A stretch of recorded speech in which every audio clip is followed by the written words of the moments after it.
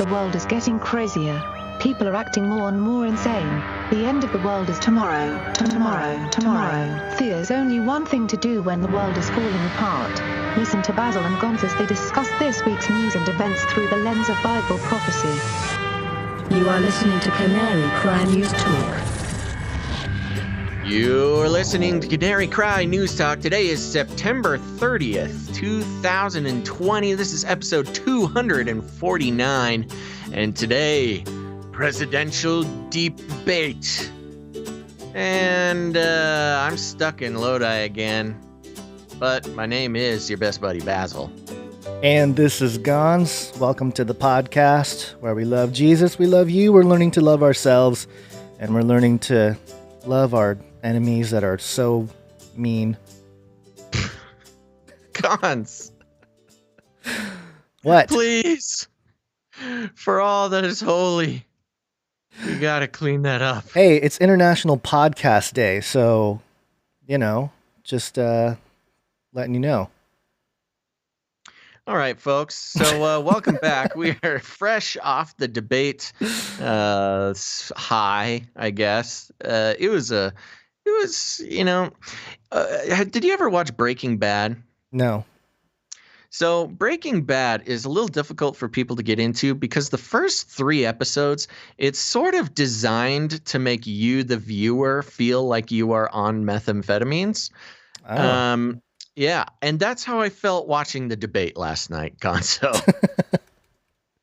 Really? It just felt like I had been dosed and nothing was making sense. I feel like I had taken crazy pills, but there were some beautiful parts about it. You know, some novelty that we would have never expected from 2 presidential candidates interacting with each other.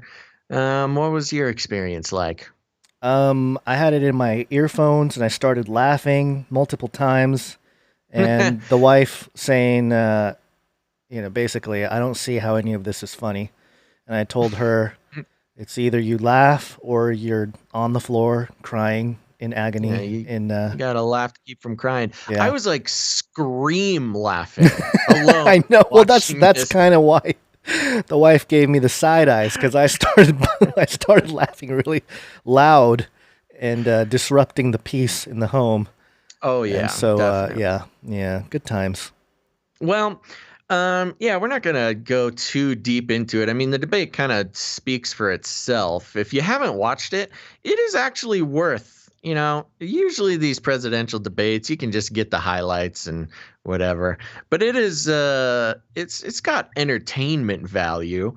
And of course, we've got some great quotes that you're going to pull out here. But I grabbed a couple of clips that I thought, I'm not sure if everybody caught them. And these 2 guys, they're playing enemy on TV, and of course they're competing to become king of the world.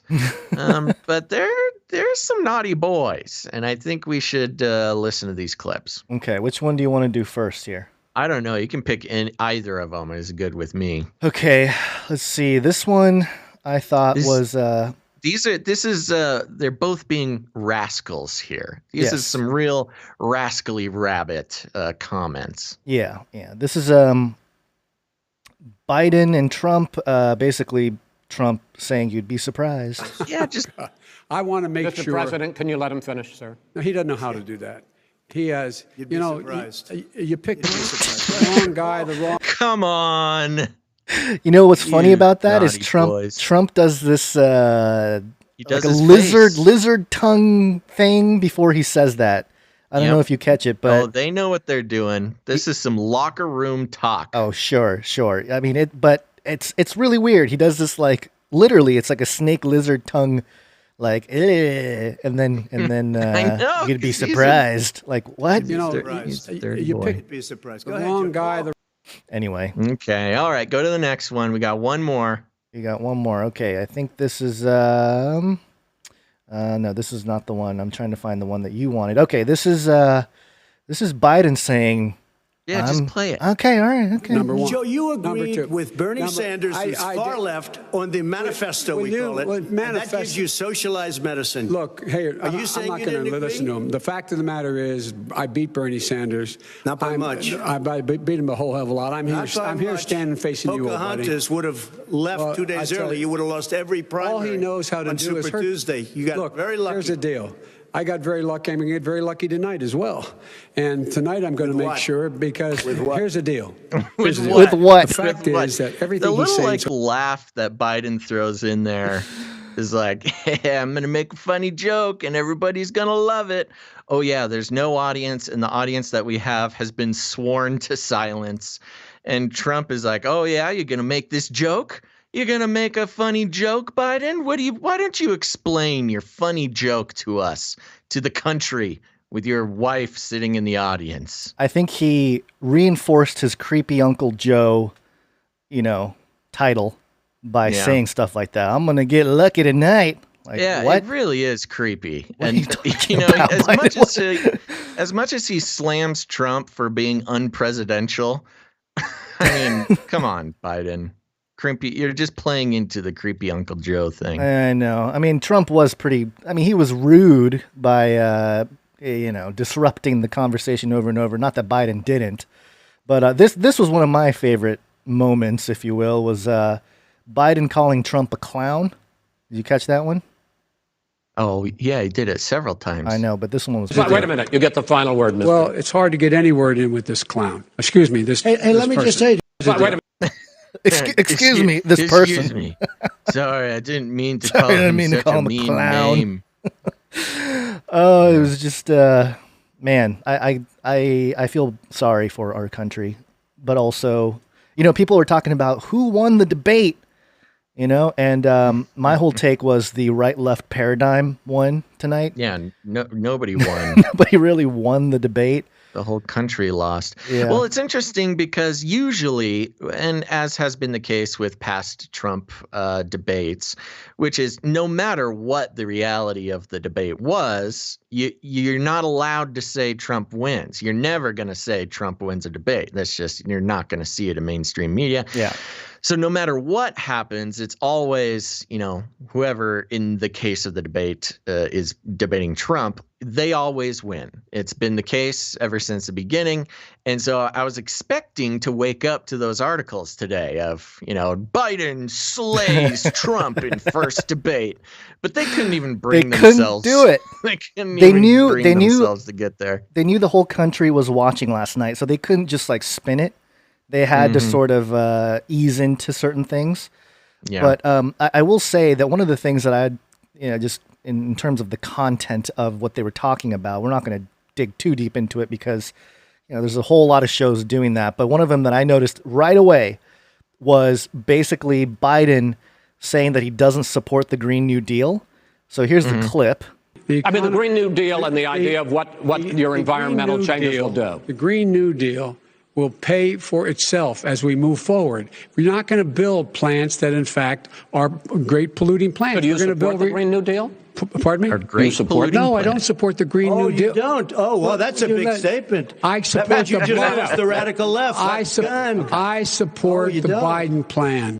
So he tries I to mean, the play it Green New off. Deal and the sorry. idea- Sorry, it's looping there. He tries to play it off as the Biden plan, but as everybody on Twitter pointed out, and I noticed this right away, right as they were talking about this, Biden, of course, supports the Green New Deal. And as, again, many people pointed out, right on his website, joebiden.com/climate-plan. Biden believes the Green New Deal is a crucial framework for meeting the climate challenges we face.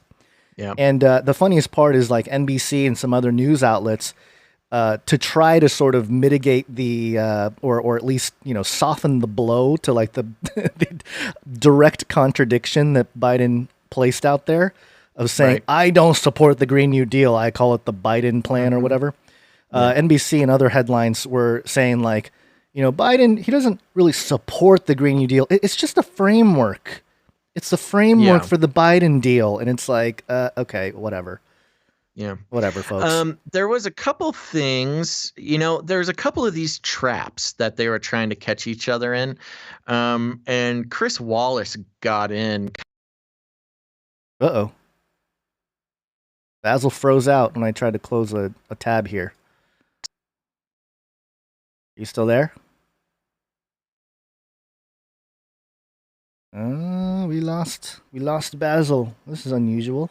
I guess we're talking about the debate, so of course they're gonna probably try to shut us down, but let me see if my Skype will work. Give me one moment. We'll get Basil back on here. Let's see. Saw somebody tell me in the chat on YouTube, unsubscribed. Yep, you and like everybody else, buddy. Okay, give me one moment here.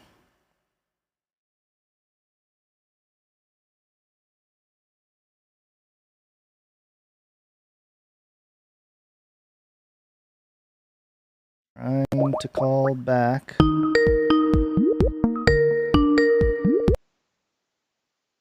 There he is. What took you so long? I had to restart Skype. Oh, bummer. It's weird. Okay, so you were okay. As soon as you started talking, that was the first disconnect we've had in a couple of weeks. I know. Well, I guess we've done okay. So we'll hope it doesn't work again. Yeah. Or it doesn't fail again. So there's a couple little traps that they are trying to catch each other in multiple times during the debates. Trump was trying to get Biden to say law and order. Was goading him, saying, you won't say it. And the truth is Biden wouldn't say it because law and order is a Trump talking point. Mm-hmm. And this goes into the sort of messaging, the mind control of all this. Biden really does not want to say it. Whether or not he stands for law and order is another thing. But the second he says law and order, the way the programming has been going, that would be Biden basically verbalizing support for the way that Trump handled riots and all sorts of things like that. So we goaded him and finally got Biden to say it, but you can tell he immediately regretted it and tried to kind of couch it in between things so it wouldn't be a clean soundbite. So Trump got him there. He also, the Green New Deal thing was a trap for the reasons you already explained. And then Chris Wallace comes in and they were trying to catch Trump in the you won't say anything bad about white supremacy. You won't, what is the word I'm looking for that they always say that he doesn't do? Condemn. You won't condemn white supremacy. You won't condemn militias specifically, which was an interesting ploy to get him specifically to directly to speak to militias, because of course not all militias, but there are some Second Amendment militias who are explicitly Trump supporters. And Trump said it, but he said it in an interesting way. Did you catch this? They are goading him, condemn militias, condemn white supremacists, yada, yada, yada. Yeah. And then he says, yeah, I'll do it. I don't care. Fine. Hey, Proud Boys, stand down and stand by. Right. Yeah, so I know, that's a really weird way. But also he got to say that he told militias to stand down, but he also put them on standby. Right. That's Gavin McInnes's, whole, some people call, and I tend to maybe agree with the idea that it's sort of a Zionist operation, but we won't go down that rabbit trail here. But yeah, I think the reason why Trump did that also is because there was propaganda that was spun by like Midas Touch, I think, on Twitter and other places. They make these little 1.5-minute videos that go super viral on Twitter. And one of them was showing how Gavin McInnes, just a bunch of clips of him saying like, we're going to fight back. We're going to hit him. We're going to shoot him. We're going to get violent, and he's just making it sound like, Trump supports violence on this, like white supremacy violence. Right. Which obviously I don't think the Proud Boys per se are standing there saying that we want violence. They're just saying, if they get violent, stand your ground type of deal. Sure, but again, whatever it is, whatever it is, the case being, I think he mentioned interesting. Yeah, I think he mentioned the Proud Boys specifically because of some of that propaganda that's out there about that group in general. Maybe. So yeah. Chris Wallace kind of specifically put the Proud Boys into the situation. Chris Wallace, in his question, as he's sort of prodding Trump, specifically mentions Proud Boys, and that's when Trump finally latches on and says, "Stand down, but stand by." So yeah, he was kind of caught in that, but he did it in a way that I think he wasn't too sad about. No. Let's see, what else was there? Oh, so you mentioned political theater. Do we want to run to that clip, or did you have something else with the debates? I will say that one of the troubling things walking away was at the very end. They're talking about election fraud and will you accept the results and all this stuff, and both from Biden and from Trump, it just felt like they're setting everybody up for the most chaotic November, December, that we've probably had in a long time, with a no result election type of situation. And that made me feel really uneasy at the very end. I was like, wow, okay, like as if the vaccine conversation wasn't troubling enough, with Operation Warp Speed and Trump saying we got the military ready to jab people in the arm. Well, he didn't say that specifically. That was but disturbing. Didn't like that. But just the way Biden said months, or maybe it was Chris Wallace that was setting it up. Like, oh, are you willing to wait weeks or months? It's like, months? How long is this going to be a non-result election? I mean, that's crazy. So I don't know. It felt like everybody was in on that. We're all expecting that. Yeah. Now, we're going to bring this up, but of course, people in the chat getting antsy, mentioning, we're not mentioning that Biden wore an earpiece. Oh, yes. And here's the thing. Here's my thing. Look, on these these debates, man, come on, man, look. It is not a scandal if Biden wore an earpiece, just how it's not a scandal if he's on some sort of old man methamphetamine or B12 or whatever. I mean, this has been happening in politics forever. Ever since there have been earpieces, presidents have been wearing earpieces to debates. And yeah, I mean, maybe they're not being honest about it, but who cares? I mean, that happens all the time. Yeah. Just because somebody wears an earpiece doesn't make it whatever. I mean, it doesn't make them any better or any worse. Yeah. And yeah, Biden probably was wearing an earpiece. I've seen some, people who are doing some zooming in and frame by frames. And, they caught this little wire coming out of his jacket. They caught his little wrist thing. I'm not sure how a wrist thing would help him here, but it's probably just his little rosary bracelet, as you pointed out, Gonz. Yeah. But whether or not it is an earpiece, I mean, to me personally, it doesn't matter. Politicians have been using earpieces forever. Yeah. You'd be very hard pressed to ever find a presidential debate in modern history that at least one, if not both, of the presidents or potential presidents had earpieces and were probably shot up with some sort of stimulant. It's just, these guys are like 80 years old. Of course, they're getting they're all B12 and Adderall. Maybe that's why they're both so amped. They were just both so hopped up on something that they're just like aggro. It sounds like all three of them are on meth. Nobody's like, I mean, Trump certainly did the most interrupting, but that's just kind of his strategy. It's always been his strategy. I can't believe people are making a big deal about it. His whole MO is to control the room. And he doesn't care how he looks. He doesn't care how he sounds. He doesn't care how frustrated people get. In his mind, his strategy, if he's controlling the room, then he's winning. Yeah. And that's what he did here. He doesn't care if he's interrupting. That's his how he's been doing business for decades. Yeah, and I actually tweeted out about the Joe Wired thing because, people were zooming in and maybe the little wire or something in the jacket. Oh, it's an earpiece and it's an earpiece. First off, they have technology that's so much smaller than a wired earpiece. This isn't 1955 or something where, you have to have a wire going to your ear. I have a little thing on the screen here. It's a little screenshot of the world's smallest spy magnetic earpiece, and it's 2 millimeters. It's a tiny little thing. Yeah, you And don't so, need wires. Yeah, you don't need wires, number one. Number two, they already have voice-to-skull technology. I'm not saying they were using it, but if they wanted to, they could just be like, Joe, start talking about his, tell him to shut up or whatever, just do whatever resonance, it is. Yeah, resonance. Yeah, voice-to-skull stuff.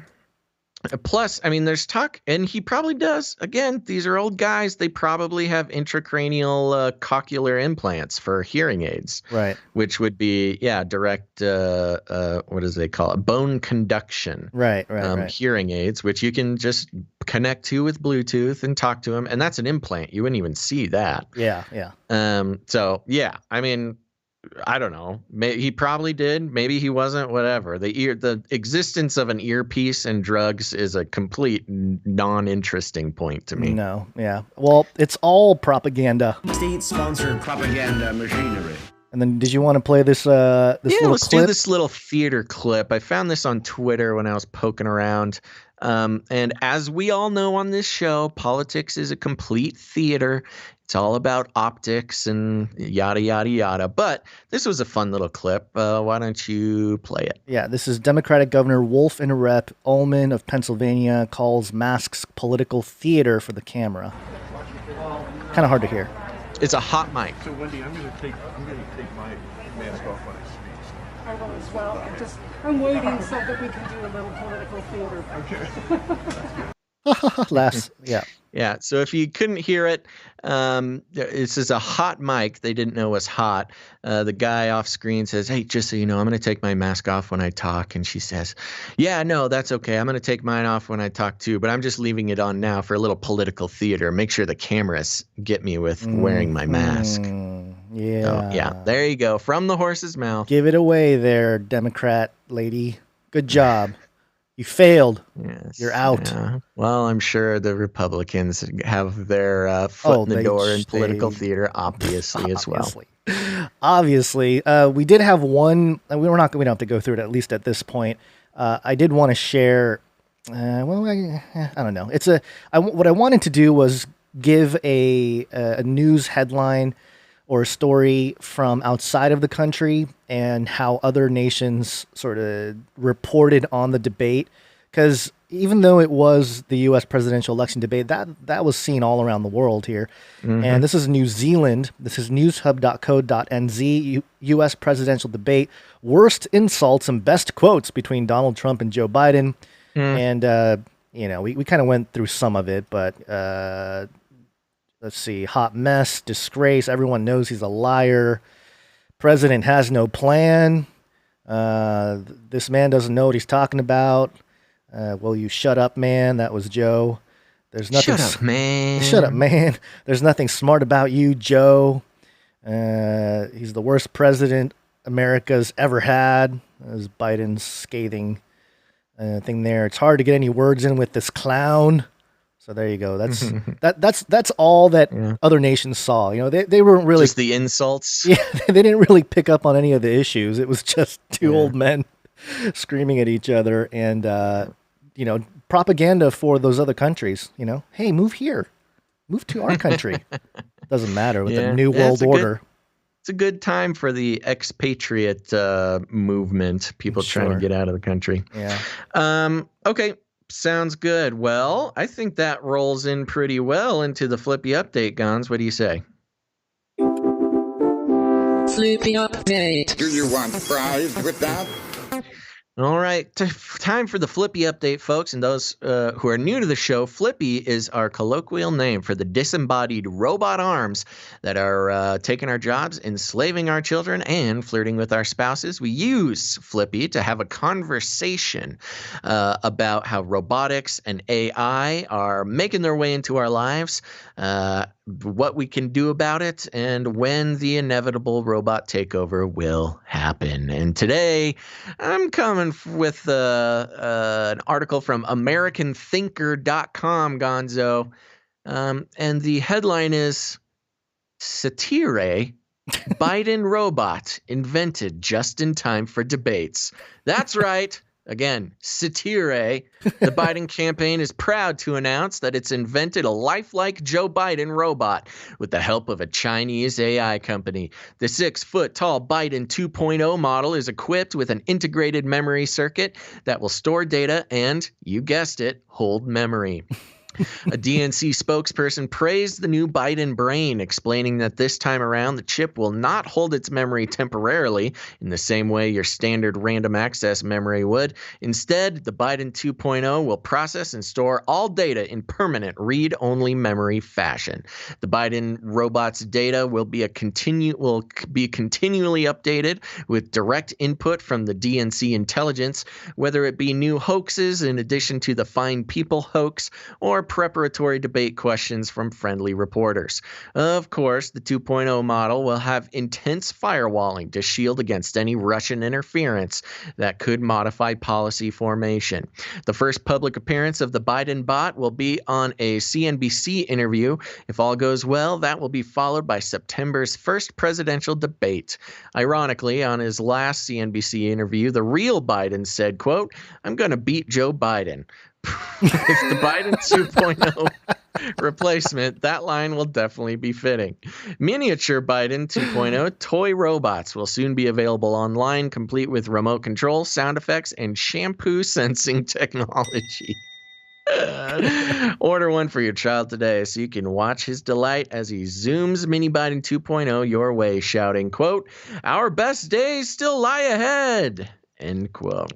So there you go. I don't know what satire means, Gons, but this was a pretty shocking article to find. Yeah, we'll just ignore that it was, as you call, satire.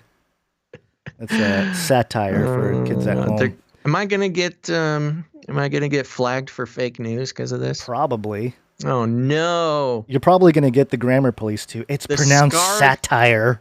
The scarlet letter, the fake news scarlet letter. Oh well. Well, there you go. Advancements in Biden technology. So, they forgot to include a detail of the robot.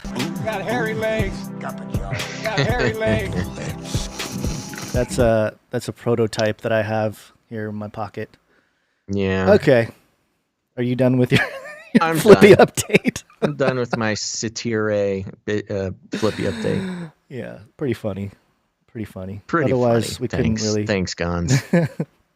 All right, let's get some updates going here.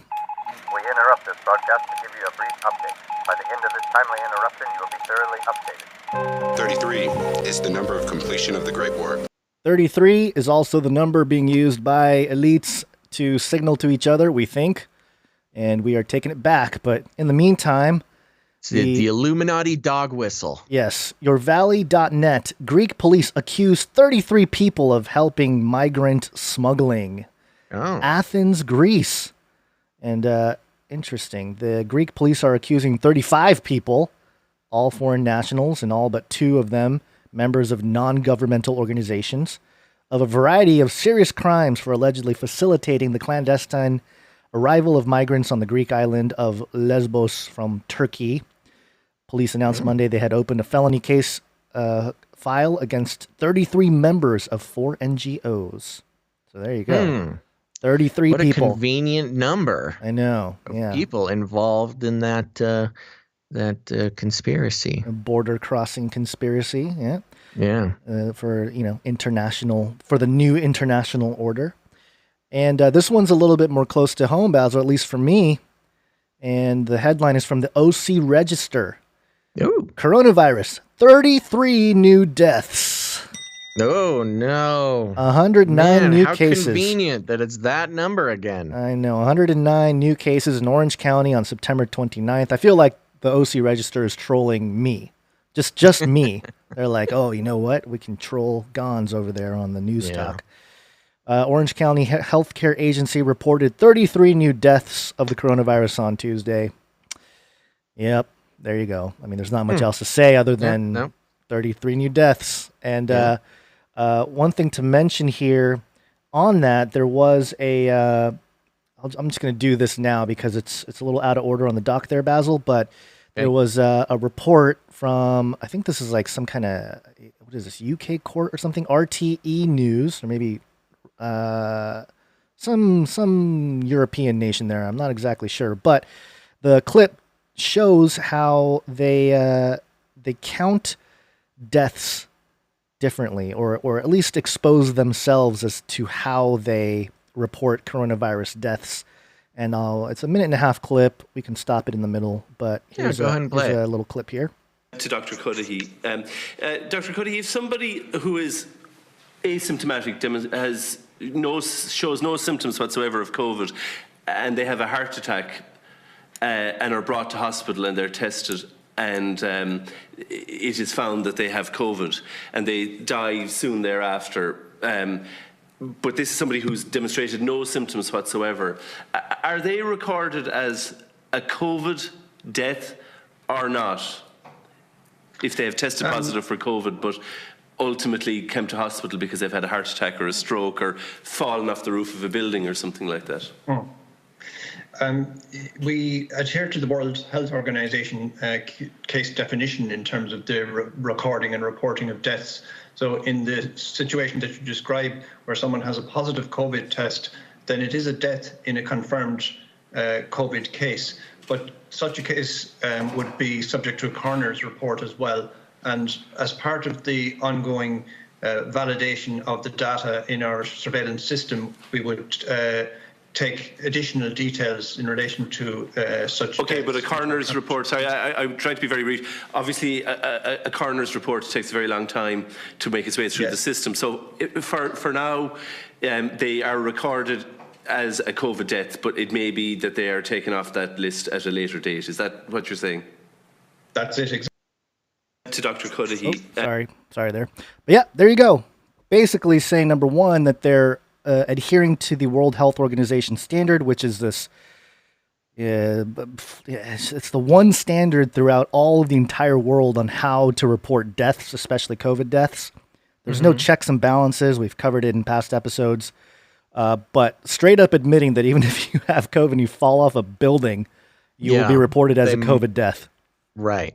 Yeah. And we've known this. It's just weird to see it admitted in like an official type of meeting. And that's here. the point. Obviously, this is not new news, but to have it spoken by the authorities out loud that that's how they're doing it. Of course, this isn't going to make any difference to the people who are brainwashed, but but there you go.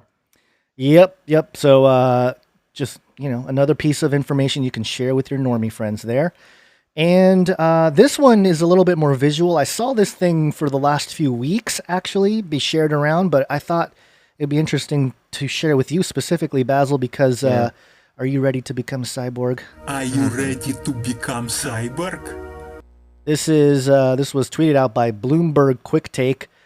Look for the WFH or gaming chair, or that's a question. This zero gravity seat developed by Kluvens wraps around like a giant scorpion. Have you seen this thing? I have seen this thing. It's pretty cool. Also pretty spooky. It reminds me of the device that is that the Borg Queen is hooked up to. Yeah. In Star Trek.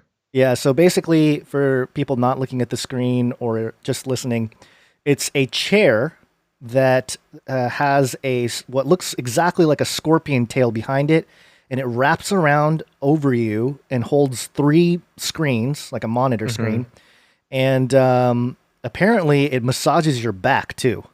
And you get the keyboard pad and everything right in front of you, and this is and it reclines. You can lay down, and it holds your computer screens above your head, and it's on 8 legs or 6 legs or something. I mean, it looks like a scorpion. It's pretty. I mean, it's pretty. It's spooky and weird, but also pretty cool. It's cool, but also maybe what John saw on the island of Patmos there, coming out of the abyss. It was just a bunch of people that were, in Revelation 9, just a bunch of people that are, plugged in with one of these scorpion chairs with long hair and scary teeth and all that. But anyway, just one of those things that's kind of weird, but also, if it wasn't so scorpion looking and Revelation 9 looking, I'd be interested in it, just because I've always been interested in the idea of being able to do computer work or just work laying down. Yeah. Laying down, yeah. I think it's like, how much is it? Somebody's saying don't know. it's $3,000. Maybe. I don't know. That might Not be sure. worth $3,000. Now, if it could walk also, using the legs, and you can walk around your house so you don't have to get up to, get some food or something, that would be next level. Yeah, I'm thinking, also turn the seat into a toilet. All the options that are coming in the future there. But kind of creepy, but also kind of looks like, helpful. Okay. Another quick update. I'll keep you warm and safe in my people's zoo. This is from CNBC. Disney to lay off 28,000 employees as coronavirus slams its theme park business. 28,000 people, Basil. That is a being lot laid of off. people. That's a lot of princesses and pirates and all kinds of people that who exactly are they? Are specifically theme park employees? Yeah, so I'm thinking people that do all the stuff, the cleaning. And this is globally. This is from LA to Florida to Tokyo to, I think there's a Dubai Disneyland now too. Yeah, something like that. But yeah, it's not good news for the people, but also this is part of the course here. And one of the things, the problems here is, wasn't Disney one of the companies that, I could be wrong here, but I think they might have been one of the companies that took some of the stimulus money. I'm sure they did. I don't have any hard data on that though. Yeah, it's just a bad look when you take stimulus money as a corporation, and then you have to, lay off 28,000 people worldwide. Yeah, the company declined to break down the layoffs by individual park locations, and their theme parks in Florida, Paris, Shanghai, Japan, and Hong Kong have been able to reopen with limited capacity. Both California Adventure and Disneyland have remained shuttered. Ooh, shuttered. Very strong language there. Yeah. In Anaheim, California. So there you go. It's more people looking for unemployment checks. Bummer, dude. Sorry, Disney employees who listen to the show. Or we can hire them to do some producing. No, we can't. But they can they can volunteer. Yeah, if they're they'll have a lot of time on their hands. We'll just adopt them into the Canary Cry family. Yeah, we can't pay you, but we can give you some credit on your CV. You work at Disneyland. You have a very specific set of skills that you can put to use here at the Canary Cry family of products. Yes. And then one more quick update here. The four horsemen of the technopolis. Anytime you see the four horsemen, it's something special. This is MercuryNews.com. Elon Musk doubles down on COVID-19 skepticism and says he won't take future vaccine. Just earning all the points with the fringe people. Yeah, Elon getting the anti-vax points here. Yeah, Elon Musk is once again publicly downplaying the risk of COVID-19 in a wide-ranging interview with the journalist Kara Swisher. The Tesla and SpaceX CEO said he would not take the COVID-19 vaccine when one becomes available, and declined to say whether he feels a duty to pay employees who want to stay home to avoid contracting the virus. Quote, "I'm not at risk for COVID, nor are my kids," said Musk during Monday's episode of the New York Times podcast Sway. What he didn't say is, because I have the Neuralink chip in my brain and I can deconstruct my own virus in my bloodstream with my computer. Did Basil freeze? I think Basil froze again. What's going on today? Interesting. It says here, Musk has long cultivated a public persona of an eccentric entrepreneur who knows better than the experts and isn't afraid to offer controversial opinions. On the podcast, Musk argued that instead of sweeping stay-at-home orders to mitigate the spread of coronavirus, quote, anyone who is at risk should be quarantined until the storm passes. When Swisher confronted Musk with the possibility that people will still die in the process, he replied bluntly, "Everybody dies." Everybody dies. That's his response. So, okay, hold on. Let me try to get Basil back on the mix here. This is a bad day for our situation. We normally don't have or haven't had any problems with connections recently, but maybe the title, presidential deep bait. Maybe we baited the people that monitor our shows like ours. Okay, where are you at, Mr. Basilman? Here we go. Calling Basil. Just one of those days. I guess. Yeah, I don't know what's going on.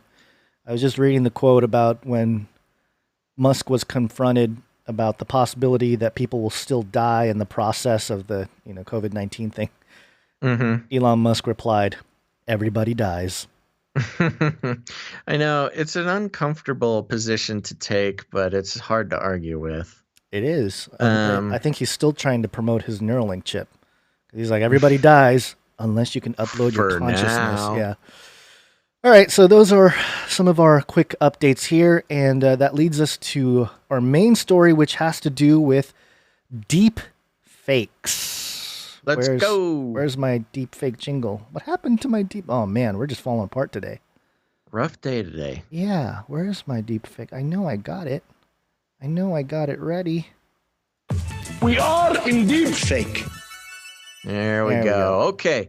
Well, I'll start us off here from insider.com.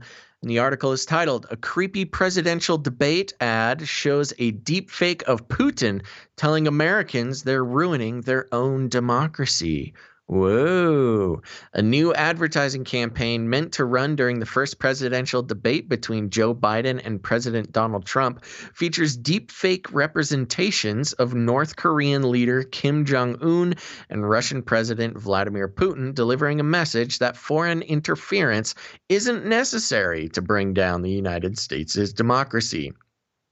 The advertisements, which were created in partnership with creative agency Mischief at no fixed address, I don't know what that means, but are intended to shock viewers with a message about the fragility of American democracy. In the videos, faux Putin and faux Kim both say, quote, "I don't have to do anything. You're doing it to yourselves," vaguely referencing election interference efforts undertaken by the Russian government. They're also part of a campaign intended to help protect voter rights in the lead up to the 2020 presidential election. With links to the YouTube posts of both videos driving viewers to take certain steps to, quote, "save the election," like volunteering to work the polls and demanding that state lawmakers respect the vote count. Deepfakes are created with AI technology that uses various images of a subject to render videos that appear as if someone is doing or saying something that they never did. As MIT Technology Review's Karen Howe notes, the awareness campaign is a stark departure from the way deepfakes are typically framed in the political space, as having the potential to, quote, "confuse voters and disrupt elections." Joshua Graham Lynn, co-founder and president at Represent Us, said in a statement provided to The Insider that, quote, "by featuring two leaders who have a vested interest in the collapse of our democratic system, we are putting the American people face to face with just how fragile our democracy really is. We hope it inspires Americans to come together to fight for this one issue that unites us all." What is it? What is the one issue? Both advertisements include disclaimers at the end that state, quote, "this footage is not real, but the threat is." Local Washington, D.C. affiliates of MSNBC, CNN, and Fox rejected the advertisement last minute, Media Post agency Daily reported. A spokesperson for the campaign said that the advertisements have been pre-approved but were pulled last minute with no explanation. Oh, man, they wouldn't let us run our deep fake ads. Do you want to see it? And hear it? Yeah, I do. Okay, this is the Kim Jong-un version of the deep fake. Democracy is a fragile thing. More fragile than you want to fragile. Believe. If the election fails, there is no democracy. I don't have to do anything. You're doing it to yourselves. People are divided. Your voting districts are manipulated. Voting locations are closing, so millions can't vote. It's not hard for democracy to collapse. All you have to do is nothing. Democracy lives or dies with you. Protect democracy and represent us. This footage is not real, but the threat is join us. What is this? Mind control gong they're ringing. Not even that, but like the whole thing, I think they pulled it because I think it would freak out people. You know, a lot of like the older generation that don't really understand what a deep fake is, they would freak out that Kim Jong-un is on the screen telling you that, you know, doing nothing is how you destroy the democracy and all this kind of stuff. Does it say that this is specifically a deep fake? I It know doesn't it says say this footage deep is fake. not real. It doesn't say deep that's fake. wrong. If they should specifically say it's a deep fake, say the threat, not just say this footage is not real, because that doesn't really mean the same thing to every person. Right. Yeah. And it's at the very end of the commercial on that third gong there. It just says this footage is not real, but the threat is join us. It's too even the caveat, or not the caveat, but the disclaimer is super, subtle. So again, most people who aren't keeping up with this kind of thing, they're going to freak. And this is a similar thing with Putin's commercial. I'll play the Putin one here. It's a little shorter. I feel like that Kim Jong-un one was just slightly racist. He's like, the election, the pouring. It feels like they leaned a little heavy on the accent. But racist. Okay, here's Putin. Which, by the way, how long is this commercial? 33 seconds. Oh, booyah. Nice catch. Yep. Here we go. America, you blame me for interfering with your democracy, but I don't have to. You are doing it to yourselves. Polling stations are closing. You don't know who to trust. You are divided. There are strings we can pull, but we don't have to. You are pulling them for us. There you go. Same little thing at the end there. That gong is activating some MK Ultra sleeper cells for sure. Yeah. I will say that one seems a little bit faker because we all know that Putin's English is not that good. Sure, but most people generally watching television aren't Putin experts. All they know is Putin trying to take over America. See, this is dangerous, man. I don't know. I'm kind of wish that they had let it play because I would have loved to see the madness that ensued. But yeah, that is not, especially with all the conversations about how deep fakes are going to ruin news forever, to make that and not specifically say like this is a deep fake and it's going to affect news forever. Like not calling it out is not being honest and is not helpful. And just saying this footage is not real, but the threat is. Also rhetorically is saying that the footage is not real, but the threat is, I don't know. There's something really dishonest in that because the average reader would say, oh, so Putin, I guess what Putin is saying is real, but the Putin isn't real. It's too confusing, man. You can't let that out into let that loose into the wild. Yeah, so maybe good job on the PR people at what is it, CNN and whatever it was. MSNBC and Fox rejecting the ad. I don't know. Maybe they rejected the ad because they don't want to tip people off that that deep fakes are real. Too soon. Maybe if they just cut off the disclaimer at the end, they would have run it. Yeah, maybe it's too soon. A couple stories in parallel with this one. This is from Daily Star. AI deepfake videos to make up 90% of online content in just 5 years. Oh, no. So AI-created deepfake videos could spell the end of truth, with dictators able to dupe entire populations into believing whatever they want them to believe, a political expert claims. So we won't go through the article, but yeah, they're saying up to 90% of all online content will be deepfakes in 5 years, which is wow, that is crazy. Yeah, that number is bigger than I expected, but I totally believe that, especially when AI gets put to the task of automatically generating content. Yeah.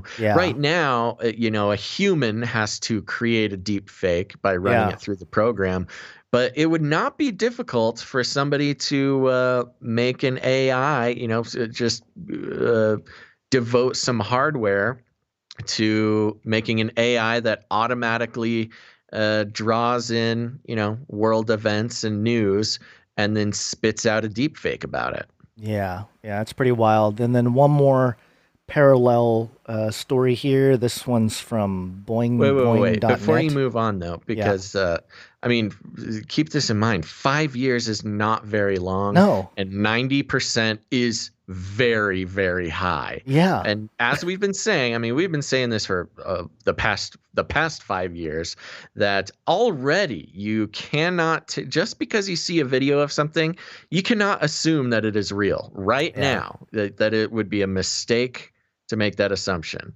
But this is even worse, obviously. Yeah, even if this guy is like 50% right, which would mean 45% of all online videos. It's too much. It's almost even half. if it was 10%, that's way too much. Well, I'd say 10% is already. Well, it's not deep fake, I guess, but yeah. We're talking straight up deep fake. Straight up deep fake. And this is another story here. Boingboing.net.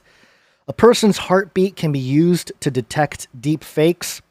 Research at Binghamton University developed a utility called Fake Catcher that can spot deepfake videos by detecting the presence of a heartbeat on a person's face. Interesting. And this is from the IEEE spectrum. In particular, video of a person's face contains subtle shifts in color that result from pulses in blood circulation. You might imagine that these changes would be too minute to detect merely from a video, but viewing videos that have been enhanced to exaggerate these color shifts will quickly disabuse you of that notion.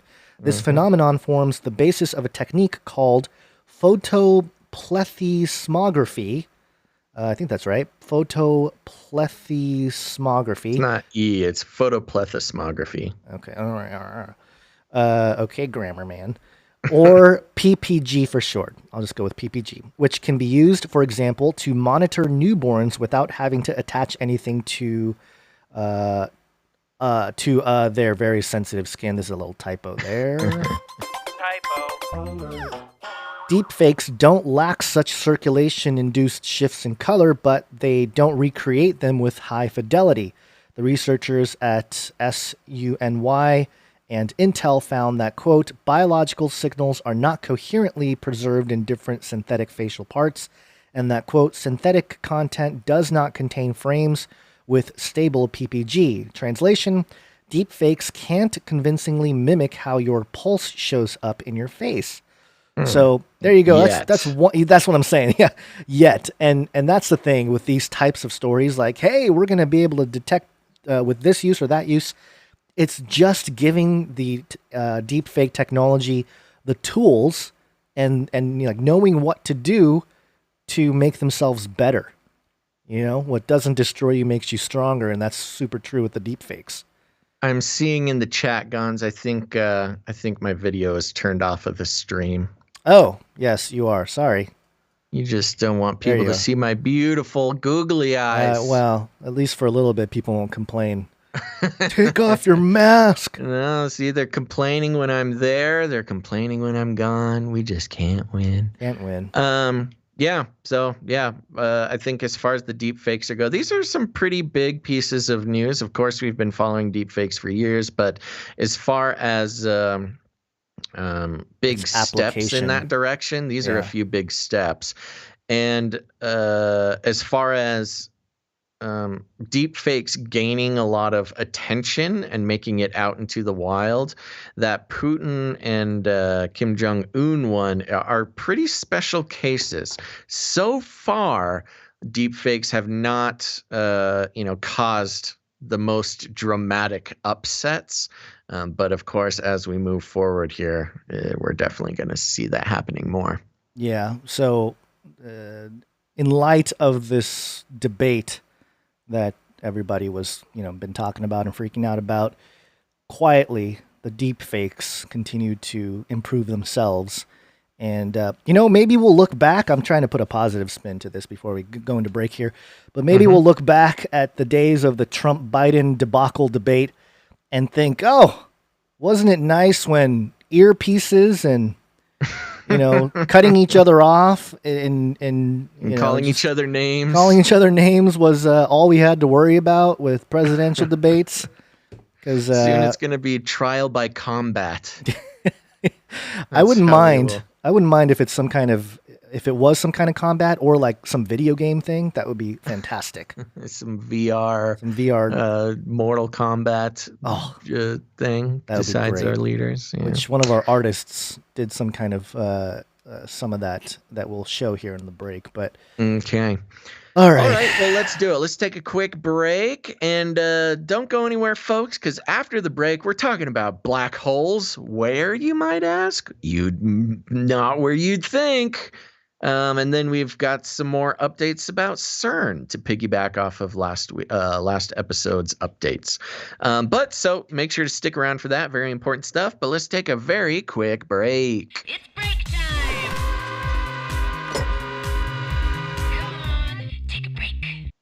Come on, take a break. Okay, folks, don't go anywhere. Real quick break. First, we want to thank some of our new Twitch followers, as well as thanking the producers, our brand new producers of the show. So first, Gonz, are you ready to thank some Twitch followers? No. Yes, finally. Finally. Okay. Well, first of all, Gonz, we continue to gain followers in the Biden campaign. And first of all, we have Joe Biden's lost account. Oh, yes. Yeah, so this is the one he forgot the password to, but he found it. Now he's following us on Twitch. So thank you, Joe Biden's lost account. Next, we have Joe Biden has dementia. Is that like a skin dementia? I don't know. Just Joe Biden has dementia. Thanks for the follow. Then we have Batman 7. Ooh. Yeah. Then we have Ivan Blasphemer. Gorilla Press. Milky T. And Julian DG. I think we thanked them last week. So there we go. Short list of Twitch followers. Thank you very much, though, folks, for helping us out there. Now, next, we want to thank some of our brand new producers. Producers, you might say. Yes, that's how we work around here. We are on the value for value model, which you will notice we do not do any advertising. And that means that we are not selling you, your attention, and your personal information to big corporations for our own personal gain. Isn't that nice? Aren't we just such nice guys? But we made that decision a while ago, very uncomfortable with the state of the advertising model, which incentivizes guys like us to consider you, dear listener, as a commodity, a piece of cattle to be bought and sold to the highest bidder for our own personal gain. And that's just wrong. It doesn't teach content creators to treat their listeners like humans. It's just so problematic for so many reasons, as if you've watched The Social Dilemma, did a great job of explaining that a little bit more. So instead, we go on the value for value model. It's a very simple system. We create value and we provide it. And then if you gain any value from what we do, you get to put some value back into the show. And that can come in many different forms. Obviously, financial is a big way to do it, but also the creation of content for the show. We have artists, we have jingle producers, we have musicians, all sorts of ways to be involved with producing the show. And let's start out first with thanking our financial producers. The best way to do that is to go to patreon.com/CCNT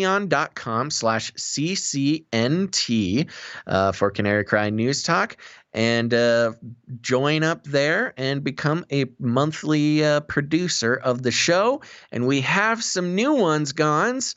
Are you ready to thank them? Ready. Okay. First of all, we have Don. Don came in. Thank you very much, Don. Thank you, Don. Producer Don. Then we have Brianna coming in. Producer Brianna. Thank you, Brianna. Thank you very much, Brianna. Oop, I've lost my list. Next, we have an upgraded producership from This Intangible Existence. This Intangible Existence. Check them out.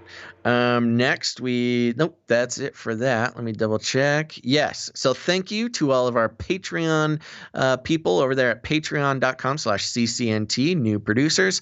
And then we also have patreon.com/CanaryCryRadio. For those who don't know, Canary Cry Radio is a separate show than Canary Cry News Talk. It's an interview style show that we've also been doing for years. You should check it out. But we had a new producer, actually an upgrading producer, and it is Producer Don, actually upgrading their CCR Patreon. Thank you very much, Producer Don. Double producer. Doubling up. That's right. Now, here's the thing, folks. If you don't like Patreon, that's okay. A lot of people don't like it. We understand. That's why we have made available CanaryCryRadio.com/support. CanaryCryRadio.com/support.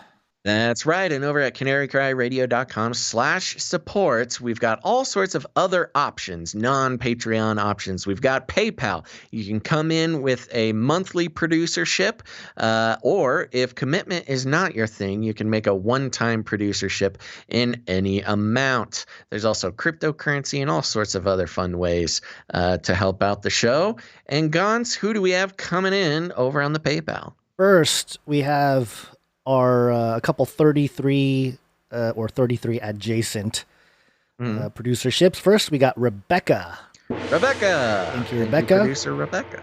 And also Bush Protector. Ooh, thank you, Bush Protector. $33.33. $33.33. We also have Tristan who came in, so thank you, Tristan. Thank you. And somebody answered the call. For our what was it called? I don't remember. The Trump tax producership. Yes. The $7.50, $7.50, $75, or $750. What did Sierra come in with? Sierra came in with $7.50. Thank you, Sierra. Thank you, Sierra. You are our tax Trump producer for this week, episode 249. You can put that on your resume, Sierra. Yes, put that in there. We will vouch for you. And we also did receive a crypto gift, some Satoshis, well, Bitcoin, for those of you in the know. We received 92,037 Satoshis. So whoever you are out there, thank you for that. Thank you. That's about $10 or something. About $10, yeah. We don't have any nights. We did not see any jingles come in, but the other ways that you can help produce the show is by contributing with your talent, your God-given talents. Many of you have different gifts, and you can contribute to the show in different ways. One of them is jingles. Another way is to make show-related music, and we'll play those at the end of the show. If you're listening, you'll know about the playlist at the end. And one other way that we love to share every episode is art. One art, please. And today we have 3 pieces of art to share. First off, our prolific and young artist, Ali Gazlin Bonds, youngest in the chat. known producer. Youngest known producer. The home invasion drone. Oh, gosh. And do you see it there, Basil? You see? Yeah, there we go. Oh, yeah. See, there we go. We are talking about the new Ring security drone that will fly around your house at regular intervals, scaring away thieves and robbers. I was talking about how that would just make a good hunting expedition for the cats every 10 minutes.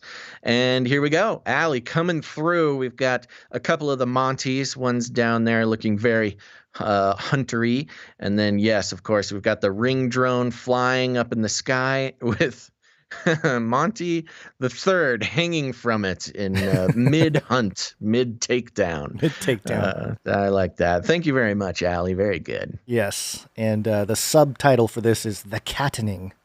The Cattening. There you go. And we so thank you for that, Allie. Always wonderful. Love the art. It's fantastic. And that's a great rendition of Monty 3 too. She really nailed it. Maybe she's got one of the ring drones in your house. So That's what that buzzing noise is every 10 minutes. I've showed Monty the Third on the show before. They call me. Yeah, go ahead. Just a little update. He's doing fine. He's back to his wild, crazy self. Yes. Good. They call me Socks13 in the chat is saying that your donation wasn't mentioned. So I was actually going to mention that to you. I'm looking at the email. We had a couple come in during the show. Okay. So I don't know if we want to do those now or if we do, can we make sure to put it on the list so we don't do it again? We usually, just so you know, if a donation comes in during the show, we've already made our list and stuff. We don't read directly from the email. So we will be giving shout outs on Friday's episode for people who come in during the show. Which is although I don't know, maybe we want to do it right now. If you gave during the show and are just, I don't know, maybe we should do it right now. I mean, we can if you have it pulled up. If you feel strongly, say now. You've got 5 seconds before I move on. But I do have a couple that got sent in during the show here. I'm not sure whose is who, but here we go. Nope, they're not saying anything, so I'm moving on. Okay. Well, it's also delayed. The chat's delayed from real life time. I'm on the live chat, not on the Twitch chat. Oh, you mean the actual, yes. I guess the feed is delayed a little bit. I'll give you another second. Okay. 1, 2. I feel like I'm talking to my child. No. All right. So if you came in and supported the show, during the show, we will read you on next episode. So thank you very much. Yes. Yeah. Okay. Okay. A couple more pieces of art. Yes. A couple more pieces of art. We had a couple come in from Yvonne. And the first one from Yvonne is the Baphomet Flippy. And this is a very funny. Yes, it's a Flippy robot, or I guess, it looks kind of like the devil robot from Futurama. Yeah, it's got some Futurama inspiration there, but this is original artwork here. Yes. Flippy, of course, if you've been listening to the show, will herald the end of days. And here we go. Very good rendition. This is how I think of Flippy in my mind when I think of the religion behind the robotics. Yeah. This is really a good representation of that. And for those who are just listening, yes, it is a full robot sitting cross-legged with Baphomet wings and horns and the little fruit thing on top of his head, of course, with one hand raised and one lowered, as above, so below. So there, I think that says it all. I think it's the pine cone. Yeah, you're right. It's the pineal pine cone. And the 666 on the chest of the robot. Yes. Very well done. The number of the beast. Very good. Thank you very much. Who was that? Yvonne? Yvonne. And I think Yvonne came in with the second one that's related to the debate. And this is just a couple of wrestlers. I don't know which two wrestlers. Can't tell. But one is superimposed with a Trump face. The other one with the Biden face, and it's well done. Well done. That's they're some both good. Just looking just like they got shot up with some B12 and methamphetamines, and then went at it. And some steroids. Yeah, some Joe Rogan supplements. Mm-hmm. And it looks like Biden just kicked Trump's face. It's kind of the action shot. Something, his face or something else. But yes, very good Photoshop work there. An accurate description of the debates last night. Yes, fantastic. So thank you, Yvonne, for a couple of those pieces of art. And again, we appreciate all of you with your different talents or your treasure. It's really means a lot to us. An observant person in the chat, Gons. The user, an observant person, but I think it's also true in its subjective form, says... An observant person says, that's not where the face is. I was trying to give the benefit of the doubt that maybe the leg is coming down, after, because Trump's face is turned in a direction that, Yeah, trying to wrap it in bubble wrap, Gons. I'm trying, but it's hard with with Biden and Trump. You can't really. I know. It's hard to get around it sometimes. Did you hear by the way, just as a side note, on the CNN, after debate thing, one of the anchor ladies was basically called it an S show, a poop show. Did she say the word Yes, on air? she said it. And she's like, I'm sorry for my crudeness, but this is cable TV. but she's full on said it. It's like, oh, okay. Yeah. All right, I guess they don't care on Sounds on like CNN. she wishes she had a podcast. It's where the world is headed. International Podcast Day. But yeah, there you go. Thank you, Yvonne, for the art. It's fantastic. Wherever that kick was supposed to land. There you go. That's all the things. I think That Night Wind, thank you for your ongoing help by putting timestamps on the video version. The YouTube, yeah. Mm-hmm. So you can jump around, click on the timestamps to tune in to the subject matter without having to hear the rest of the nonsense. Yes, and no, you're going to will read... skip that one. We need to do some stuff. Yeah, you're going to read the reviews on Friday, correct? Yes, reviews on Friday. Yes, another great way to help the show out is leave ratings and reviews in your search bar on your browser. Just search Apple Podcasts, Canary Cry News Talk. Leave some rating. Ow, cat is sorry. I had a sharp claw just go right into my side. What was I talking about? Leave ratings and reviews. Helps out the show a lot. And Gonz and I read all of them, so it makes us feel nice. And I will be reading those on Friday, so get them in now. Okay. All right. Okay. Are we waking up? We're waking up. Yes, it's wake up time. Hey, yo, wake up. Okay, so this one, we almost had to stick this into last show, last minute, but we are just full. So we brought it over here. Very interesting thing. There's a lot of aspects to this, and let's chat it out. But this is coming from popularmechanics.com, and the article is titled 13 Scientists Say in a Real Journal There's a Black Hole at the Center of the Earth. Science is truth. What? Science is truth. There it is. Sorry, I was doing my own jingle over I know. here. We'll work together. Yeah. The article reads like this. Scientists have uncovered a bizarre, indefensible paper that squeaked through peer review at what appears at first pass to be a legitimate medical journal. Medical journal. Oh, okay. Expert responses to the report are funny, but the research represents some key items of interest in science publishing and academia more broadly. In quote, a black hole at the center of the Earth plays the role of the biggest system of telecommunication for connecting DNAs, dark DNAs, and molecules of water on 4+N dimensional manifold. Published, that's the name of the title of the paper. Published last year in the Open Access Macedonian Journal of Medicine.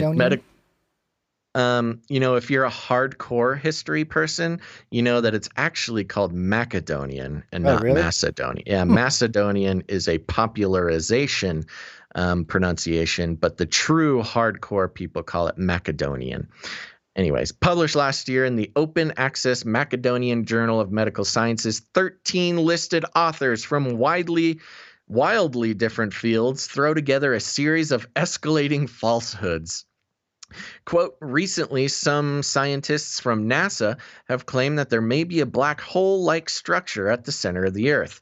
The abstract begins. It only gets crazier from there.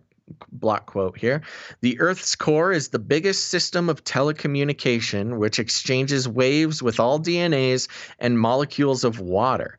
Imaging of DNAs on the interior of the metal of the core produces a DNA black brain with around 10 to the 9th power times longer than the core of the Earth, which is compacted and creates a structure similar to a black hole or black brain.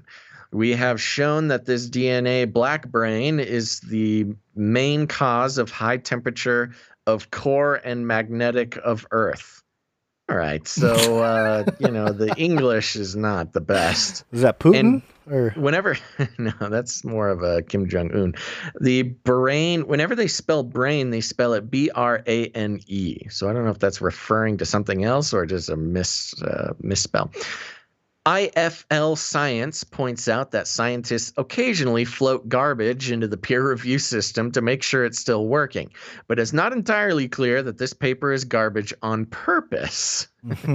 By the way, brain is an extended object with any given number of dimensions, of which strings in string theory are examples with one dimension. Our universe is a 3-brain, like a membrane.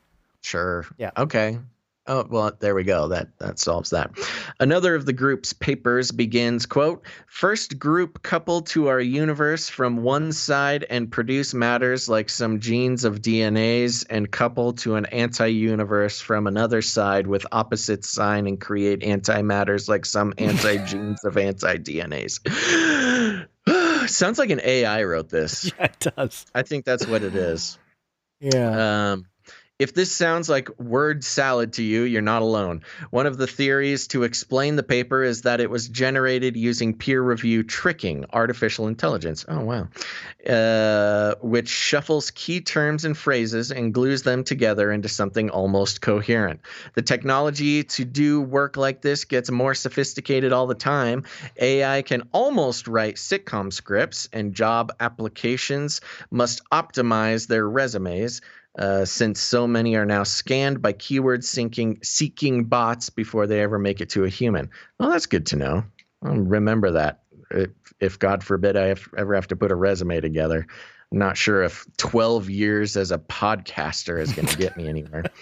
Anyways, moving on. The paper's references are also a nonsense buffet, mixing words from the paper parenthetical here, dimension, dark DNA, and most symbolically telling, brainless, all brought in out of context. End parenthetical, with some wholly unrelated or even incomplete citations. At least one of the authors, Cotalinda, has 4 papers that appeared in the same month in the same journal. Wow, prolific fake scientist. Bystanders often talk about peer review like it's a way to ensure a paper is factually correct, but that's not always the outcome, and it's not even the goal. Sometimes legitimate scientific or mathematical work is so complex that even peers struggle to analyze it, especially in the short time frame before publication. And now that more civilians are savvy about using peer-reviewed sources, for example, there could be journals that tick the boxes in the most minimal way. Whoa, catfight. Minimal way in order to claim they're peer-reviewed. IFLS points out that one of the authors previously published about predatory journals, which can you hear that? Yeah, a little bit. Yeah, there's some mountain lions stalking me, I think.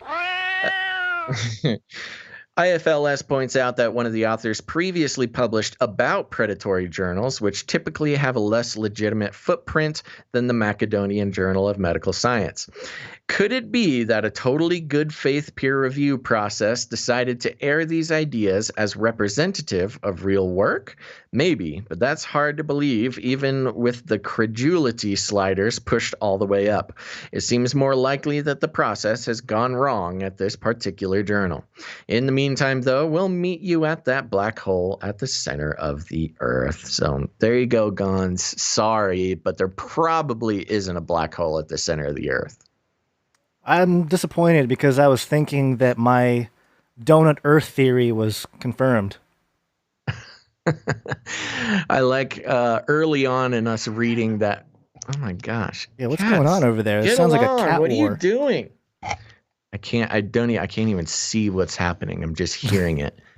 Stop it! Stop fighting. Okay. Even at the beginning of us reading this article, people were calling BS. I call BS meter alert. You're smart folk who watch this show. So what do you think, Gons? Should we try to get some papers in a peer-reviewed journal? I think that's the next step here. To really, I think we can do it. I think we might be able to make it work. Yeah, we just have Apparently, employ I have some a lot AI. more believable theories than the black hole at the center of the Earth thing, and we've read enough papers. I think we can make it sound believable. Yeah, especially, just write a good abstract, you know? Yeah, it should be about how people who listen to Canary Cry News Talk are smarter and better looking than their peers. Yeah, there you go. Yeah. I've got the evidence. You have the evidence, and we can present it and get it peer reviewed. Do you like the 13 numerology? 13 scientists were the writers. Yeah. Why not 33? That's too many, Gonzo. Too many? Okay. Nobody would believe that. Oh, okay. Yeah. All right. Well, that's too bad. I was hoping for a little more. Well, the fact of the matter is, and this was the conversation I was hoping to open up, especially with all the COVID stuff. Oh my gosh. Sorry. Every time you turn, by the way, every time you turn, your chair is grabbing the green screen and revealing your wall. Oh no, don't see my wall. Oh no. But in this time of COVID, where there's already been some issues with new discoveries being published in scientific journals, there was the Lancet debacle a while back, if you remember, which published, COVID information that seemed legit to people like us, or at least kind of fit certain counter narratives to the official narrative. But then, it was a peer reviewed, made it into the journal, but because it went against the official narrative, the Lancet, which is probably the most famous scientific peer reviewed journal in the world, definitely one of the oldest, was suddenly called to question. And what this plays a part in my opinion, is the continued destruction of even the possible existence of truth. Formerly, if it was in a peer-reviewed journal, and this, look, you're talking about within the pillars of science. Yes, I'm not saying objectively in a sort of cosmic truth sense. Right, I'm just saying in the system that we were in, if it made it into the Lancet, it was considered, widely held truth. But we came to this point where even if it was in the Lancet, if it went against mainstream media, then it was the Lancet's fault and not mainstream media's fault. Right. It's this truth is coherence to mainstream narrative is what has come about. Yeah. And this it almost serves as it's almost its own little conspiracy. Like, let's see the craziest stuff we can get into a journal so we can further deconstruct people's ability to identify what is probably true or not. Yeah, it comes down to, I think, within the next, Lord willing, unless he returns here, I think we're seeing sort of the restructuring. We talk about the Great Reset economically, but I think they're trying to reset all the pillars of any kind of epistemological, foundations for the established world. And we've seen the cracks with a lot of the peer-reviewed journals and all this kind of stuff. Not just for the COVID thing, but with this type of thing, even if it's just the integrity type of thing going on, I feel like they're just getting ready to create a whole new standard, air quotes here, standard of truth when it comes to scientific inquiry. And it'll come through things that are a little more woo-woo, a little more kind of new agey sounding. Right. And in order to establish that level, you have to poke holes at the former establishment. It's the whole, problem, reaction, solution, the tear down and build up. I think it's part of this whole Great Reset thing. Yeah, Not only is it a financial reset, but it's a reset of channels of objective truth, quote unquote. Right. Trump said it. We will launch a new age. It's a new age, Basil. There you go. We're there, baby. I know. It's crazy. So there you go. I was hoping for a little bit more facts about this. Instead, I got facts about the real black hole at the center of the earth, or not. No, One or we the other. know it's not a black hole. We know it's a hollow Earth with another sun at its center, giving life to the inner Earth civilizations. Don't offend the flat earthers. I'll fight. So you're concave Earth. Hollow is that what you're Earth saying? all the way. I've always Hollow been Earth? a hollow Earther. Yeah. Okay, so no donut Earth. Nobody's on the donut Earth train. I don't even know what that means, and I'm offended that you would even say it. I was showing the GIF of the donut Earth. Did you not see it? No, I don't watch the stream the whole time, Gons. I'm reading. Okay, well look at it now. There's a giant black hole in a flattened donut hole, donut-shaped Earth. I'm waiting for the stream to catch up here. Okay. I have to watch the stream like it. Yeah, that seems legit, Gons. What a weird little GIF. Where did you get this? Where do I get anything? Wow, good question. Yeah. All right, let's move on. All right, we have our final story here. This is a beast system story. Speaking of the beast system, beast system. We reported on CERN and their connection to an AI company that will just take over the world.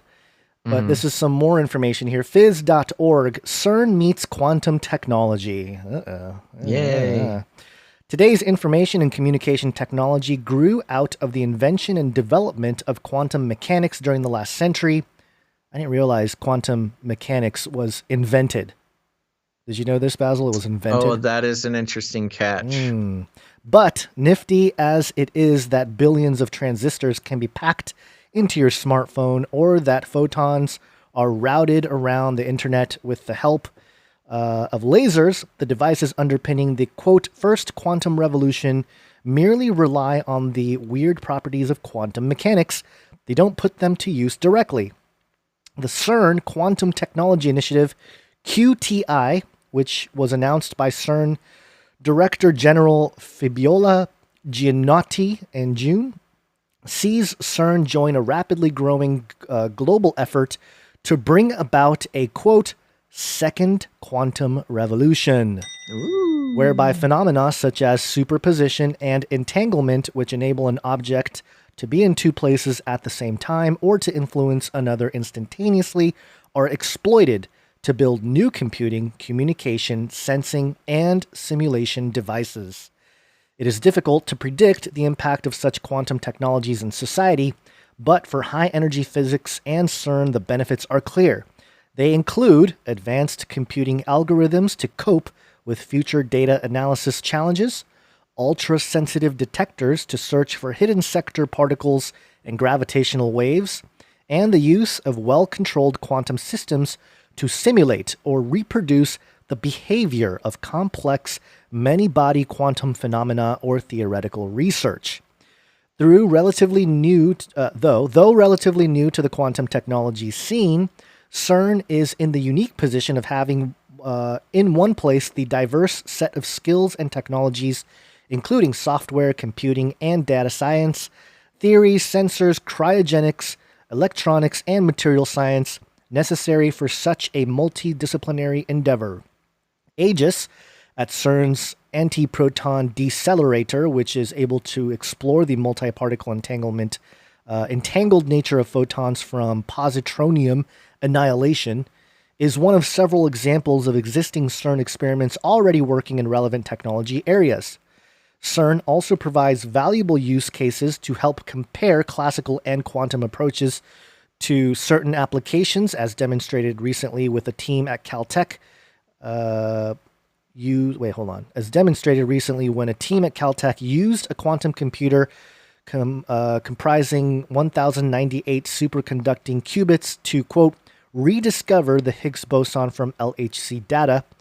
CERN's rich network of academic and industry relations working in unique collaborations such as CERN Open Lab is a further strength.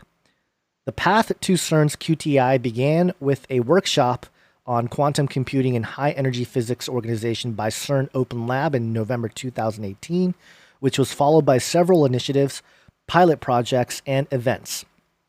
During the next 3 years, the initiative will assess the potential impact of quantum technologies on CERN and high-energy physics on the timescale of the HLLHC, late 2030s, and beyond. Governance and operational instruments are being finalized, and concrete R&D objectives are being defined in the four main quantum technologies areas: computing, sensing, and metrology. Sensing and metrology is one thing. Communication. Metrology? Yeah, I don't know what that is exactly. It's like Maitreya?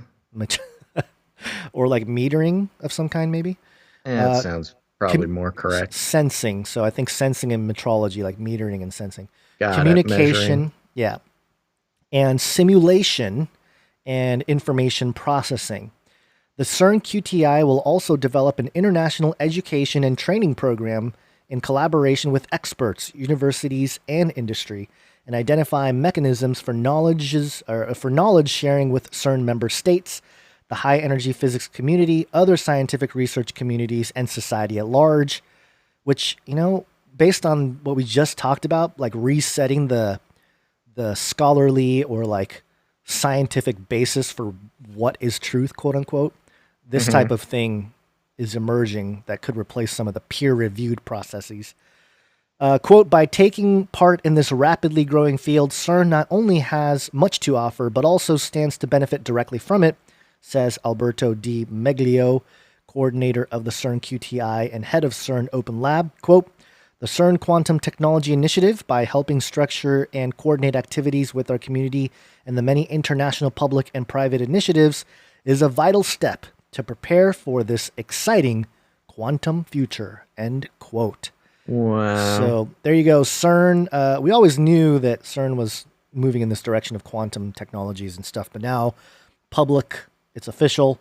And I think the other part, the big takeaway here is that whole knowledge base and sort of the place where the education program and collaborating with universities and industry to share the information with any CERN member state. Right. That whole thing, again, really screams like, hey, new way to verify with data and sensing and all the toys that they have over at CERN there. Yeah, it is interesting. I'm curious to see where this is going in the end. I mean, what do you think the long-term thing of this is? You mean like opening the abyss? Yeah. Yeah, there you go. Opening the abyss. I think that's the long-term play here. They're like, we know Jesus is coming back, so we better get with the program and figure out this black hole. Yeah, we got to let figure out the whole ripping a portal to the other world because we need the help of the demons to combat Jesus when he's coming on the clouds. But that's all insider info. That's not publicly stated. Especially 2030s. I mean, this is like a long play. Well, and if anybody was going to do this, it's CERN. It's sort of the focal point of this type of activity. And then, as we saw last episode, CERN making their AI data sets available for sale. Yeah. Is extra concerning. Concerning, yeah. Because I mean, that data being available to any AI producer is getting a little. I'm just getting a little squirmy over here. I'm not sure about that. Yeah, and it's a point to really emphasize with AI. You talked about it in the last episode, but I think it's just worth mentioning over and over again that in AI, in machine learning, and like even programming, all that stuff, humans are able to sort of code like line by line, like, okay, take this data set, plug it into this equation, and then spit out this result. And what AI does is you have a series of those, the input and the outputs. But the middle there, when you start stacking those calculations, you can sort of manipulate or at least seek what you're looking for on the other side of the result. But what actually takes place in between is very much a mystery. It's a black box. Yeah, it's a black box. You know what you put in, you know what you get out, but you really don't and can't know how the AI came to that conclusion. And it's also one of those issues where you can follow one line of logic in the coding, but that's not going to tell you how the consensus of the algorithms came up with that solution. You know, so you can find like one strand, you can follow one piece of logic and say, oh, okay, this is how they took this data and made this calculation and came with this result. But then when you combine it all, that's when you start losing any kind of touch point with human abilities to understand what's happening. And AI is taking on its own sort of knowledge, so to speak. And you know, this isn't our conjecture. This is where a lot of computer scientists, and especially some of like the fringy New Ager types, they're starting to suggest that this sort of black box and this mess of information algorithms and stuff is the beginning of some kind of consciousness, like its own consciousness. And that's where we talk about artificial general intelligence, where it's not just us playing with the input outputs and then, oh, the AI came up with an answer. It more becomes like, oh, we're able to interact with this AI at a level where it itself knows what we want or is able to answer our questions without us putting too much effort into it because they have their own quote unquote consciousness. And it's kind of how our human brains work with all the synapses and the, everything that our brain does. They're trying to simulate it, so to speak, with all these calculations. And so for CERN to be getting into it, not surprising based on all the stuff that they've done already and plan to do. But yeah, just, as a summary here, I know it's a little bit of a shorter show today, but as we wrap things up, we started this episode with the debacle of a debate that happened last night, and we're ending with CERN meets quantum technology, which goes to show that not only are there a lot more things going on in the world that you may not, be aware of, but what people are driven to be focused on is so manipulated. The entire world was watching these two old guys like argue, and everyone has an opinion about everything today. In the meantime, CERN and quantum technology is ripping a hole in space-time and opening the abyss so the demons can all come out with Abaddon. But Gons, I have the headline that has to take us out of the show here. Okay. And going back to the debates, this is a headline from, you guessed it, sarahpalin.com. Oh, nice. Your favorite politician. sarahpalin.com, and the headline reads, Joe Biden lied at least 33 times during Tuesday's debate. Trump campaign says. Yeah. No, okay, I gotta find it. You gotta be kidding me. I read through. The article's not very exciting, but I just want to see it so I can show it at least. Yeah, 33 times. Biden sarahpalin.com. Joe Biden lied at least 33. So why didn't they just say 40 or 34? If it's at least 33.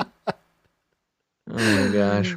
Yeah, here it is. Some great Illuminati dog whistling happening over at sarahpalin.com. Well, folks. Sarah Palin kind of, dropped off the Eye of Sauron public stage there, so she had to, she's signaling. She's signaling to her controllers like, I'm still here. Yep, there it is. And there it is. You got it. You got it. And with that, Gons, I think it's time we wrap it up for today. Okay. All right. You good? I think I'm good. Well, okay. I hope that this was a pandemic special for all you listeners out there. Yes, I did get this. I didn't realize this on the from one of the. Oh gosh, you might know what it is, but there's a character named CanaryCry, like the Marvel. Yeah, I think she's Marvel a DC character, or person, DC character. Yeah. One of the movies. There's a scene where they ask Canary to scream or something to get rid of the bad guys or something, and I clipped it. Canary, you know what you have to do. Sweet. Yep. All right, folks. Thanks for tuning into this episode of Canary Cry News Talk. Remember, we will be back on Friday, which will be the 250th episode of Canary Cry News Talk. 250th episode. That's right. And it will be, October 2nd. We'll be going live sometime between noon and 3 p.m. Pacific Standard Time. Make sure you get those time zones correct. Make sure to follow us on multiple platforms. We got the YouTube, we got the Twitch, we got the Facebook, all over the place. You're going to want to follow in multiple places and turn on notifications because you never know when a notification is not going out. But or just set your alarm for Friday at noon, sometime between noon and 3 p.m. Pacific Standard Time. We will be here. Thank you to our producers who supported this episode, and thank you to our producers who came in during the episode. We'll give you shout outs next episode on Friday. But again, thank you, Don, Brianna, This Intangible Existence, Sierra, Rebecca, Bush Protector, Tristan, and Anonymous Satoshi Person. Thank you for producing this episode. Remember, you can put producer at CanaryCryRadio on, or Canary Cry News Talk on your resume. Give them our email. We'll vouch for you. That's the real deal. And please remember us for those who have not become producers. And if you're getting value out of this, maybe you've listened to a couple episodes or you've been listening for a decade, consider becoming a producer. It's the only way we're able to keep going. And it's really not, this isn't just about Gonzo and I. It's not our show. It's everybody's show. It's your show, dear producer.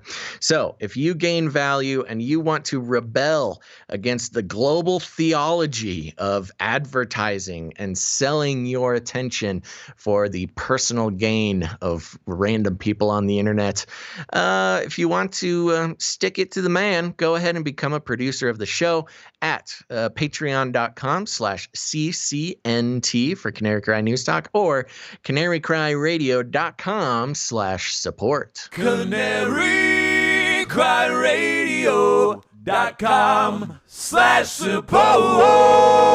That's right. And don't forget, we've only had one Trump tax producership.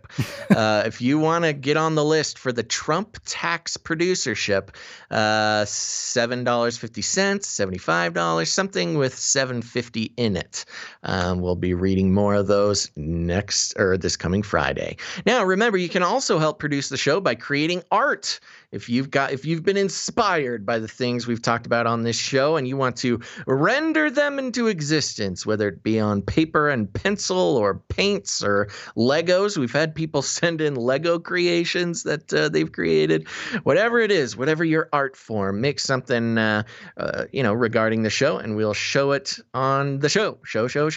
You can send that to CanaryCryRadio@gmail.com. That's the best way to get stuff to us. And remember, jingle people, you can, if you're a musician or a tech savvy person, you can create a jingle. Like the person on the last show, they created a jingle for something we hadn't even talked about yet, but they knew it was coming. That was the postal fraud, the voting fraud jingle. Thank you very much. Or if you're a musician, you want to write a song regarding the show or something we talk about on the show, make sure to send that in. We'll play it at the end on the Canary Cry mixtape. Stick around for that at the end of the show. Now, I will be reading ratings and reviews on Friday. So make sure to go now. Go today. Don't wait. Leave your rating and your review. Just search Canary Cry News Talk Apple Podcast. It'll take you right to where you can do that. Really the best way to spread the show is to send it directly to somebody. You got friends, you got family. They're starting to wake up and realize that the world is not what it seems and that truth is more complicated than what they see on the evening news. Just send them an episode of this show and we'll be happy to help guide them gently down the narrow path of truth. So make sure to do that. And if you need any more instructions, here's what you do. You walk right up to them, you grab them by the cage, and then you shake it. The end of the world occurred pretty much as we had predicted. I want to shake things up, stir up some controversy, rattle a few cages. Hey, stop that! You'll never silence me. I'm the last angry man, a crusader for the little guy. Leave the bird alone. Never. Rattle a few cages. Rattle a few cages. The human race will have every opportunity to improve. And if they don't? Ask Noah. That's right. Just ask Noah, folks. Okay. Once again, we'll see you on Friday between noon and 3 p.m. Pacific Standard Time. Make sure to follow us on Twitch at twitch.tv/CanaryCryRadio. And lastly, I do want to plug CanaryCry.community. We've got our Canary Cry community on Facebook. I just went through during the show and allowed a bunch of people in. You're going to be asked some questions to get in there. Make sure to answer them correctly or else you will not get in. But other than that, we have CanaryCry.community. It is our anti-Facebook social media. It's all Canarians just like you. A lot of great discussions about topics, about shows. People are fellowshipping, praying for each other. And my favorite, there is the Canary Cry Community Gamers Guild. A bunch of gamers in there. And recently, there was a game of Mafia being played on the site with a bunch of the members of the community, which was pretty cool to watch. It's locked right now because they're in the middle of a game, but I'm sure they will start up another game once that one is finished. But you can go in there and take a look at how the game of Mafia is going at the CanaryCry.community. That's a real URL. Go there, sign up, and meet other listeners and producers just like you. All right, any last words, Guns? Sinful generation! That's right. Make sure to tune in. Thanks for listening to this episode of Canary Cry News Talk. Make sure to tune in next time. But until then, think outside the cage. Canary in the coal mine.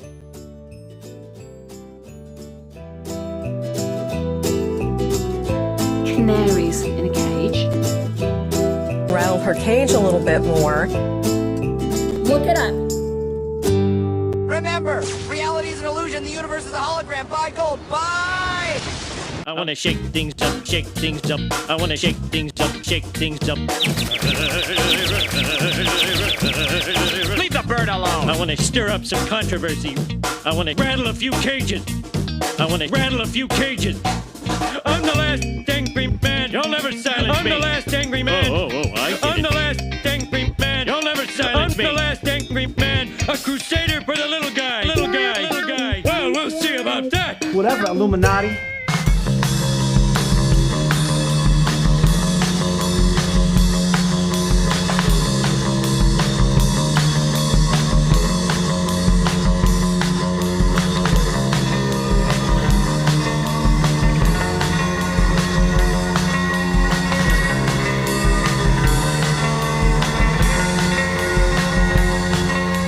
There's nothing to watch on my color TV.